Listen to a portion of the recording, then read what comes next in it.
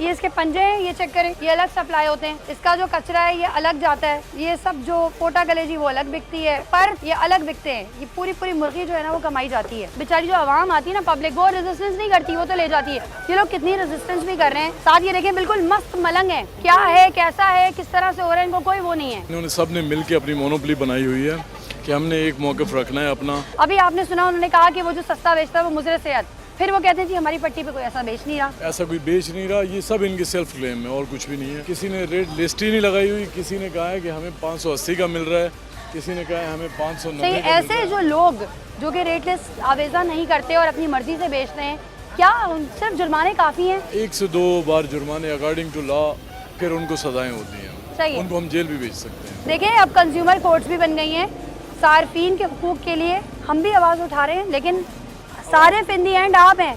आप नहीं आवाज़ उठाएंगे तो कुछ नहीं होगा। आप लोगों के लिए कोर्ट्स भी मौजूद हैं, सब चीज़ें मौजूद हैं। कमिश्नर कराची का कंप्लेन नंबर भी है स्क्रीन पर, ये आप देख सकते हैं। जिस वक्त मैं आपसे बात कर रही होंगी नीचे चल भी रहा है, 24 घंटे जो है ये एक्टिव है। तो आज जब आप शिकायत करेंगे, यहाँ की शिकायत आई थी, जब ही जो है यहाँ पर कार्रवाई की गई। जब आप शिकायत करेंगे तो आपके इलाके में भी कार्रवाई होगी। अगर आपके इलाके में कोई महंगा बेच रहा है और नाजायज़ मुनाफाखोरी कर रहा है तो आप दिए गए नंबर्स पे कंप्लेन कर सकते हैं।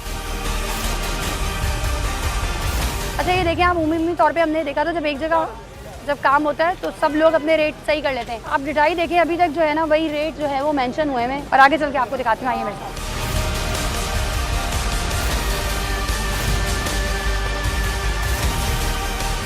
किस हिसाब से दे रहे हैं? भाजी 590 रुपये किलो। गोश्त महंगी हो गई है, भारे में नहीं पड़ रही। पीछे से जिस हिसाब से ले रहे हैं, जिंदा मुर्गी 370 रुपये किलो। गोश्त क्या पड़ जाता है आपका? गोश्त पड़ जाता है 570 रुपये। 20 रुपये प्रॉफिट रख के बेच। ठीक है, अब आपको पता है कार्रवाई होगी आपके खिलाफ, कोई फर्क नहीं पड़ता। आपने फिर बाजी क्या करने और सेल करनी है, 10 और कस्टमर्स को बेचना है, जुर्माने के पैसे निकल गए। जुर्माने के पैसे कहाँ निकलते हैं बाजी? आप क्या करते हो?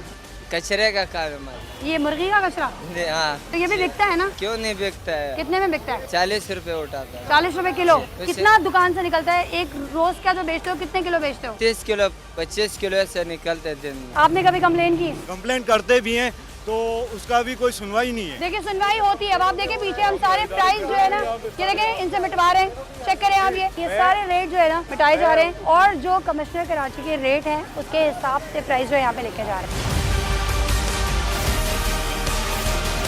नाज़रीन, इस वक्त हमारे साथ CRPC के चेयरमैन शकील अहमद साहब मौजूद हैं। अस्सलाम वालेकुम, आपके टाइम का बहुत शुक्रिया।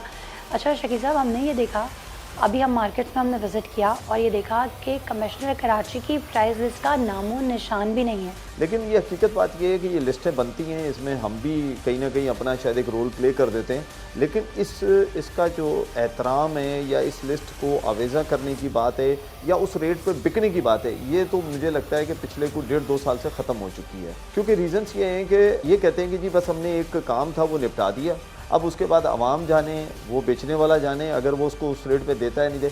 हम इतना ज़्यादा इसके ऊपर शोर शराबा करते हैं, दी एंड क्या होता है कि दुकानदार सामने खड़ा हो जाता है, क्योंकि वो एक नहीं होता, उसकी पूरी शॉप्स होती हैं बहुत सारी। वो कहते हैं कि जनाब या तो हमें इतने में दिलवा दें आप हमें। यही मैं आपसे पूछना चाहती थी कि वो जो ये कहता है कि हमें पीछे से नहीं आ रहा। मसला ये है कि ये झूठ बोलते हैं, फ्रॉड करते हैं हमारे साथ। पहले ये फीड के ऊपर इन्होंने ड्रामाबाजी की। जो वज़ीर खुराक हैं तारिक चीमा साहब, उनका ये कहना था कि पाकिस्तान में अब सिर्फ नॉन GMO सीड्स ही आएंगी। नहीं देखिए, वो भी मुझे नहीं समझ में आया उनकी बात भी। रीज़न ये है कि ये तो कई मरतबा पहले आ चुकी थी। एग्जैक्टली, तो उससे पहले उनकी आंखें बंद थी, वो सो रही थी हुकूमतें। क्या मकसद है कि या तो फिर ये है कि जिन लोगों ने उस टाइम मंगवाया था या तो उनके ऊपर भी केस होना चाहिए। क्या ये जो अभी पिछले दिनों इनकी जो शिपमेंट फंसी हुई थी, क्या इसकी वजह से जो है चिकन के प्राइस एकदम से इंक्रीज हुए? पोल्ट्री वालों का तो यही मौक़िफ़ है कि जनाब इसकी वजह से, बल्कि इनका भी है और डेयरी वालों का भी है। रीज़न ये है कि आपने वो मुर्गी क्यों पैदा की कि जो कैंसर हमें पैदा करे और तुम्हारी मुर्गी की उदा बने? ये कौन सा तरीकाकार है? प्राइस की इम्प्लीमेंटेशन कैसे होगी? देखिए, हम ये कहते हैं कि जुर्माना ना करें। देखिए, मैं जुर्माने के खिलाफ हूँ। कंज्यूमर कोर्ट्स में हम केस लेके जा रहे हैं, तो कहने का मकसद है कि मुर्गी का ये कहना, इस वक्त सबसे ज़्यादा जो प्रॉफिट है वो रिटेलर के पास आ रहा है इस कंडीशंस में।